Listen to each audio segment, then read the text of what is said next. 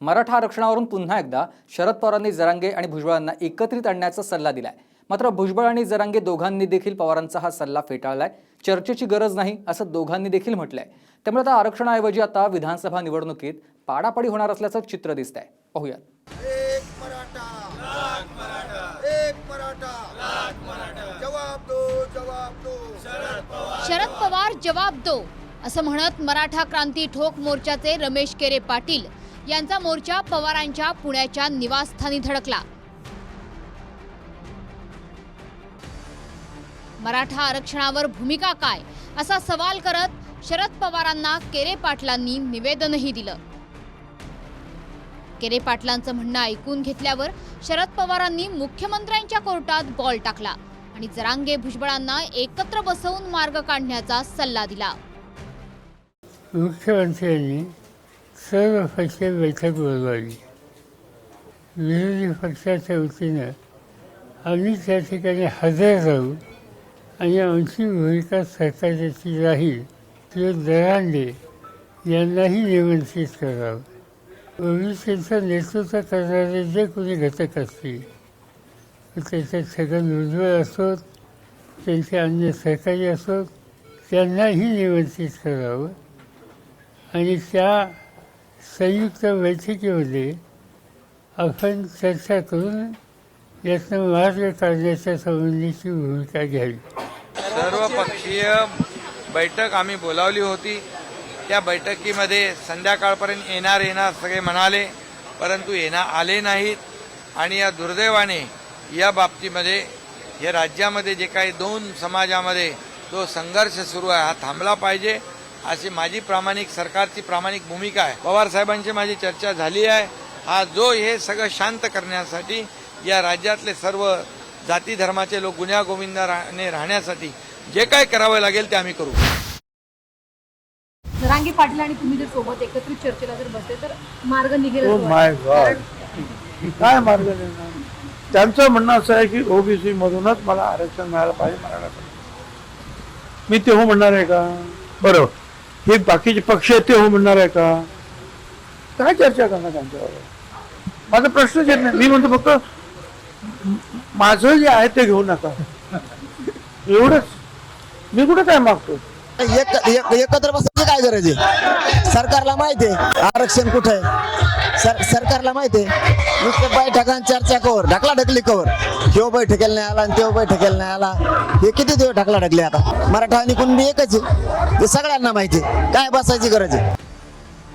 ओबीसीतून मराठा समाजाला सरसकट आरक्षण देण्याची मागणी जरांगेंची आहे आणि याच मागणीला मंत्री छगन भुजबळांचा विरोध आहे।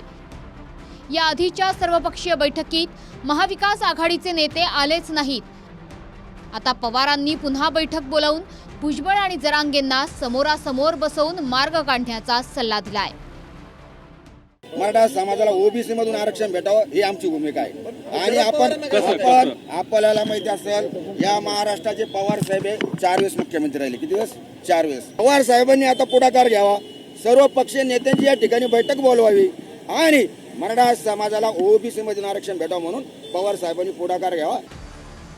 बैठकीतून तोडगा काढण्याचा सल्ला देण्याबरोबरच पवारांनी 50% आरक्षणाच्या मर्यादेवरही बोट ठेवलंय। 50% आरक्षणाची मर्यादा केंद्र सरकारनं ओलांडावी असं पवारांचं म्हणणं आहे। हे धोरण कुठे बदललं पाहिजे आणि हे धोरण बदलायचं आणि 50%च्या वर आरक्षण द्यायचं हा अधिकार हा केंद्र सरकारकडे पार्लमेंट आहे। आम्ही महाराष्ट्राचे घटक या बाबतीत कुठल्याही प्रकारचे राजकीय मतभेद न घेता केंद्र सरकारने याच्यात पुढाकार घ्यायची तयारी ठेवली तर आमचं पूर्ण सहकार्य हा जो काही बदल करायचा आहे त्यासाठी त्यांना राहील। दुसरीकडे मंत्री भुजबळ आणि जरांगेंमधली शाब्दिक चकमक सुरूच आहे। जरांगेंनी आमदार पाडण्याचा इशारा दिलाय, त्यावर हिम्मत असेल तर निवडणूक लढ असं चॅलेंज भुजबळांनी दिलाय। आम्ही 288 उमेदवार उभे करू। अरे 88 तर उभे कर, 288 कुठून करतो? आणि 288 मध्ये 8 तर निवडून आण, ये ना मैदानात ये। निवडणुका लढाव, हिंमत असेल तर लढाव निवडणूक.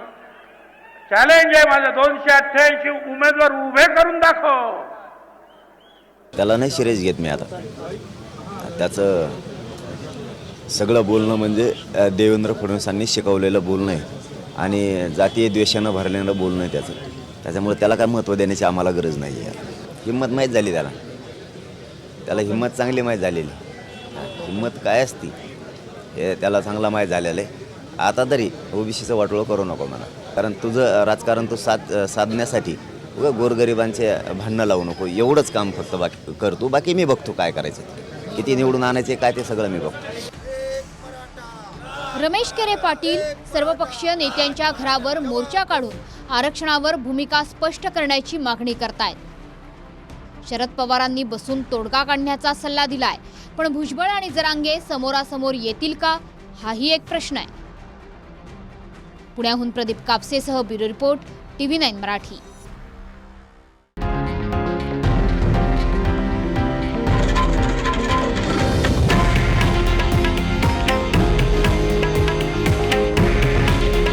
हे आहे देशातील नंबर 1 न्यूज नेटवर्क आणि आपण पाहत आहात TV9 मराठी.